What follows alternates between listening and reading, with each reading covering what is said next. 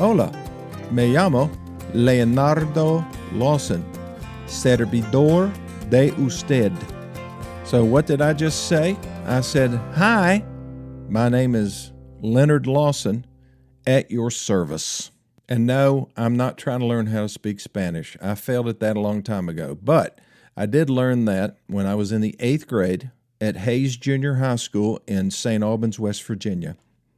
I had a great Spanish teacher. She made it fun. And her name was Miss Godwin, and she made us pretty much speak Spanish the whole time in the second year Spanish. And so we did, and I've forgotten 99% of it. Oh, I did remember one other thing. A, E, I, O, U, that's how you say the vowels. Mi burro sabe más que tú, which means my donkey knows more than you. Now that is definitely something that an 8th grader would remember. Now for those of you who are not regulars on this Car Guru radio program / podcast, you may be saying to yourself, who is this nut job? But my regulars, they understand. They've been with me a long time. I've have some of them say, I probably know you better than your own wife knows you. And that may be true. And today, I think, well, you're either going to be glad you know me or you're going to be sorry that you ever heard of me. Because I'm going to talk about the ignorant things that people do, especially with their cars. Are you ready for this? You need to hold on. If I do offend you, it's not intentional. However, I do want you to learn from it. This first one is, I came in yesterday to work for a couple hours. My mistake was deciding to do that work in what we call the fishbowl. It's a glass enclosed office. So you're visible from 4 different sides. And so that's where I decided to get my computer out and get all my papers out and start trying to work. But it didn't work because immediately this young man was kind of standing out there looking at me. And I said, okay, he wants something. So I got up, opened the door. I said, can I help you with something, sir? And he said, yeah, can I talk to you for a few minutes? And I said, sure, come on in. So he came in, sat down, and started to tell me his story. He was sent here by one of his friends, and he wanted to tell me about a vehicle that he had purchased, and it's just not turned out the way he thought it would. So this is a whopper. This is what I call a whopper when it comes to mistakes. He likes exotic cars. He's had a bunch of them. And this particular purchase was for a 2016 Ferrari 488. Absolutely gorgeous automobile. And he was so exuberant over it, and he had done business with this dealer that is in Michigan. He had bought several vehicles from them, so he had developed a level of trust.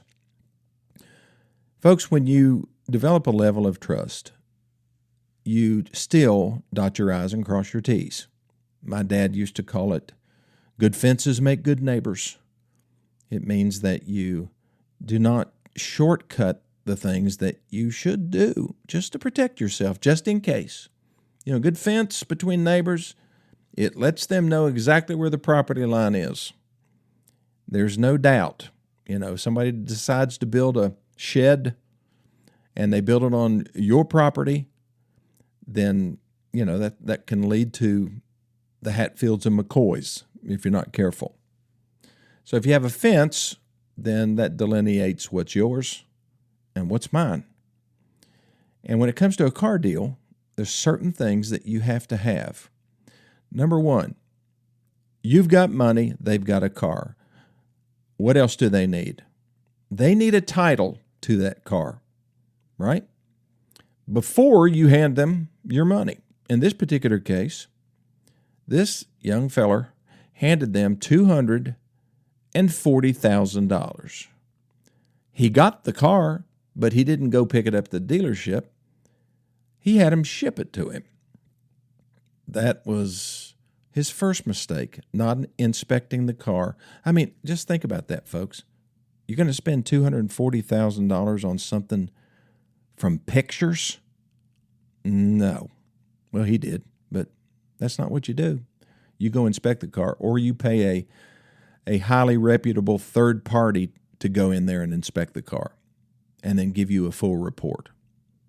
But still, you don't send them the money until they produce a title. But so I guess he felt protected, so they shipped the vehicle down here. He took possession of it, and it was nothing like what he thought it was going to be. Yeah, I mean, it was a 2016 Ferrari 488, but it had a whole bunch of aftermarket parts that had been put on this car. It had been modified in a lot of ways that can dramatically impact the value of a vehicle, especially an exotic car like that, to the negative. And so he was very disappointed. I said, "What paperwork do you have?" He said, "Well, I got this bill of sale they sent to me." I looked at it. I said, "Well, they signed it, but you didn't sign it." He said, "I didn't sign anything." I said, "Well, that's in your favor, but you have the car. He has your money. You're in Tennessee. He's in Michigan. You know, that's one of the other complicating factors here, folks, is the laws are different in Tennessee than they are in Michigan. And you have to judge, or a judge would have to judge, where did this transaction take place? I mean, nothing's been signed. They have his money, but they haven't produced a title. See, that's just absolutely insane to me, is to buy anything without knowing what the status of the title is. Now, when I sell a car on Bring a Trailer auction, which is that online auction, the person pays me before they get the title, but I always send them a bill of sale, and I send them a copy of the front and the back of the title. It proves that I have possession of the title. But I'm not sending them the title until I get paid, because I've sold cars all over the place. I sold 3 Porsches in London, England. I sold another Porsche in Southern California, at the Google headquarters. That's where the guy worked, and he was taking delivery of it there. I had to ship it out there to him. Now, he wired me the money, and I immediately, same day, sent him the title to the vehicle. So I still have the car, but I'm shipping it, but he has the title, and I have his money. And so far, so good. Well, something else this guy finds out. This is not a U.S., this vehicle was not sold in the United States originally. It was sold in Canada. Does that make a difference? Yeah, it can definitely make a difference. I mean, when a vehicle comes from Canada, it has to be recertified. A 2.5% duty has to be paid on it to bring it into the United States. And, you know, it has to be inspected and all that stuff. Plus, the speedometer is in kilometers. It's not in miles per hour. So there's some other things that were wrong with this car. When he got it, the exhaust system had been changed. It had modifications to the electronics. The engine control module had been changed. A lot of stuff that wasn't disclosed. So, you know, he's kind of between a rock and a hard place at this point. I think it's a really hard place, because he has contacted that other dealer, and they're saying, well, the only way we'll take this car back is if you let us keep $10,000 of your money. And he's saying, why would you keep $10,000 of my money? You guys have deceived me. You sold me a car. You did not disclose all of this. I have all of this stuff in writing. And what I told him, I said, you can sue them in the state of Tennessee, and you'll have to domicile the case in Michigan after you get a judgment. And then you'll get a judgment there, and then they can go after them. But what if they're going out of business? You know, it sounds like a place that's in trouble, because he bought the thing 3 weeks ago and he still doesn't have a title. So the bottom line of this, folks, is if you're buying a car from somebody, then number one, get it inspected. Number two, if it's a Canadian vehicle, you better know it and know what the problems are with that type of history. And then you've got to have a copy of the title before you send any money to anybody. You have to know that they have it. You know, that car could have a payoff, or the dealership could be in trouble from a cash flow standpoint, and you know, they have it floor planned. They have borrowed money against the car. There could be a lot of reasons why it's that way. And plus, it's just a huge amount of money. And you just don't take chances like that. But he took the chance, like I said, because he trusted the people. And every other transaction has gone fine. But this one has gone sideways. And that's scary. And I said, your options are limited. One thing I would think about doing, I'd put that thing in a trailer and I'd drive to Michigan and I'd stop at their front door. You're trying to handle this all with texting and stuff like that. I mean, I would put the car right back on their front porch. Don't drive it through their windshield or anything like that. Okay, I'll be back in just a minute.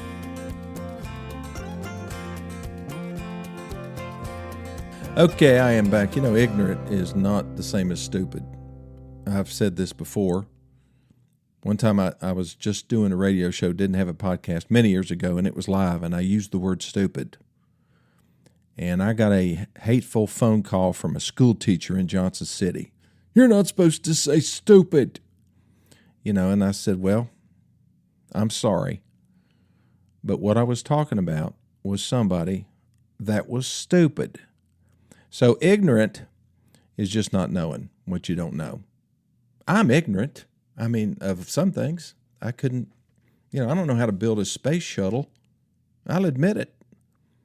There's some things I'm not ignorant about, and that's how to do a car deal, how to protect you from making an ignorant mistake, buying, selling, trading, servicing, whatever. So this is one of those whatevers.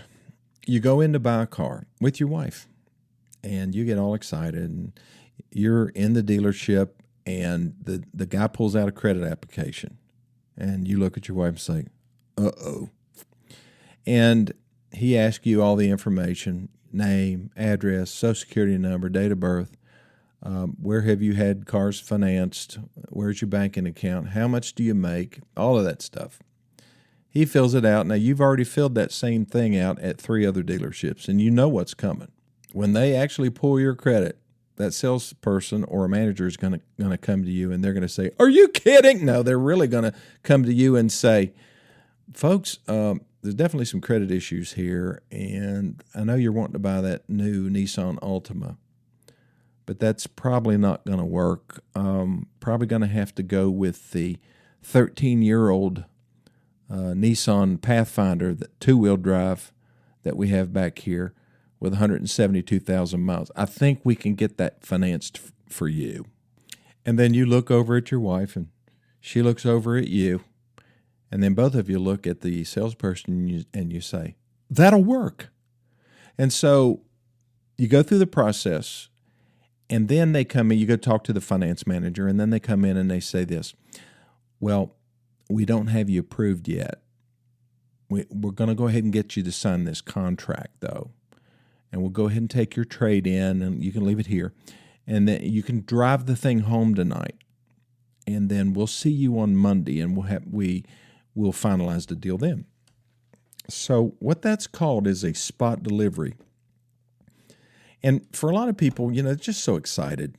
They finally had somebody say, yes, you can drive home in something different, even though it is a 13-year-old Nissan Pathfinder. So they slap a dealer tag on the back of it.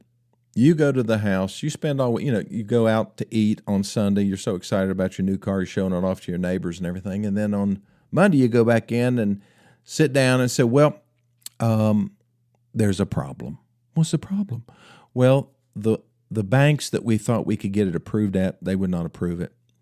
They want another $1,500 down.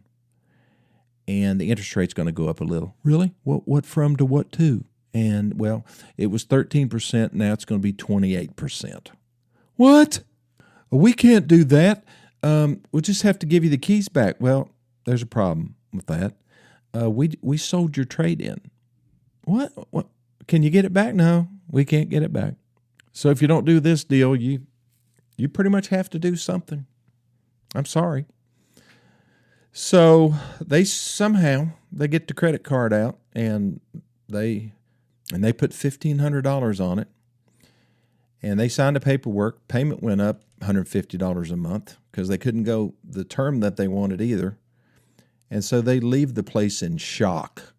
Now, there's a lot of ignorant things about that, but the first thing they did when they couldn't get approved is they decided to take it home and hand them the keys to their trade-in.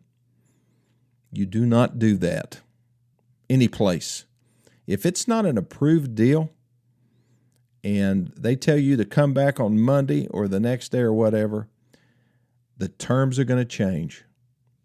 And if you've signed a contract, one thing you'll notice is that you'll sign a contract, but they won't give you a copy of it. It's because if they do, you've bought a car and you've financed that car, and there's nothing they can do about it. Because you signed the contract, they signed the contract, that's legally binding on them.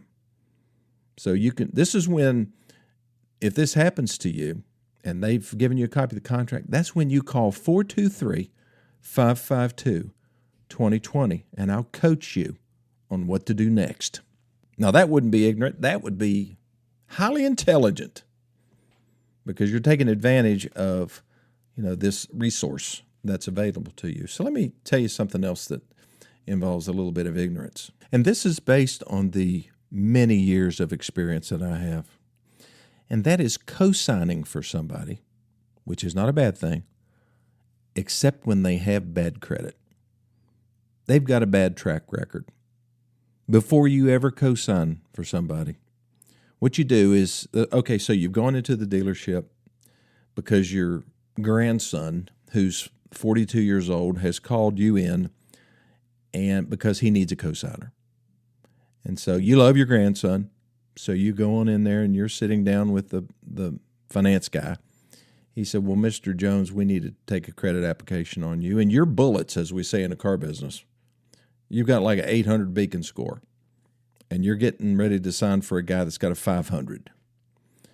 And really, I think that's an indication of somebody's behavior and their morals. And I mean, not everybody that has bad credit has bad morals.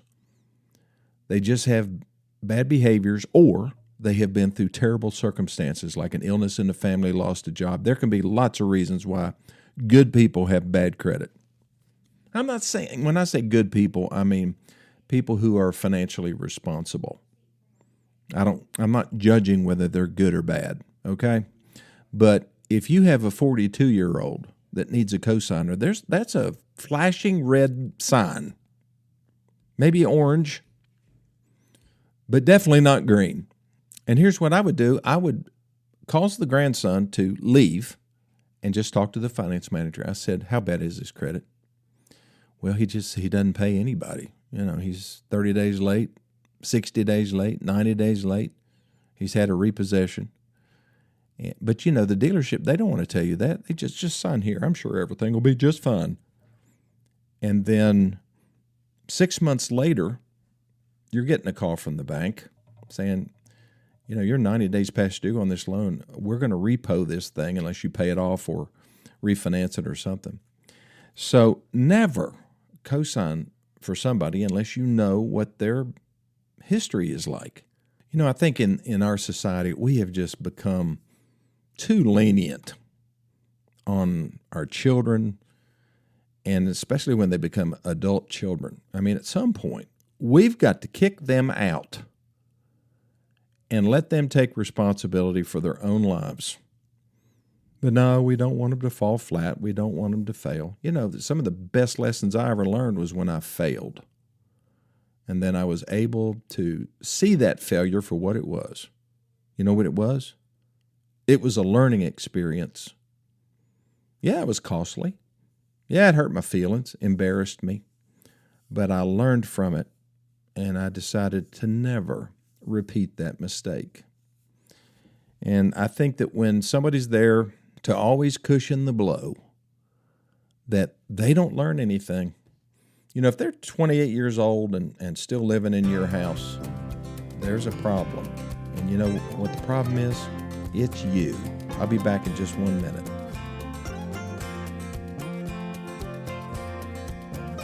Okay, I am back. On a very, very serious and personal note, I speak from experience when it comes to entitlement and trying to cushion the blow. When my son was 10 years old, he was playing tennis with his mom at Tusculum College, and she went back to pick up a tennis ball, and looked back, and he was on the ground having a seizure. She didn't know he was having a seizure. She thought he was dying.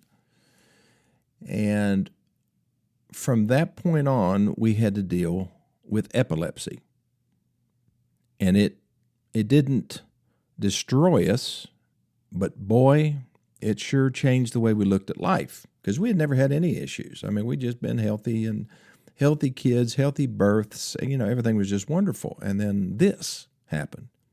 And so we had to watch his medicine and all that, and everything was fine until he got on his own. When he went to college, all you-know-what broke loose.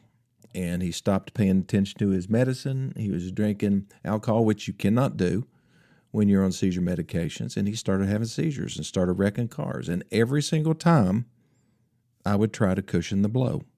You're supposed to lose your license for 6 months. Well, he'd lose his for 4 months or 3 months.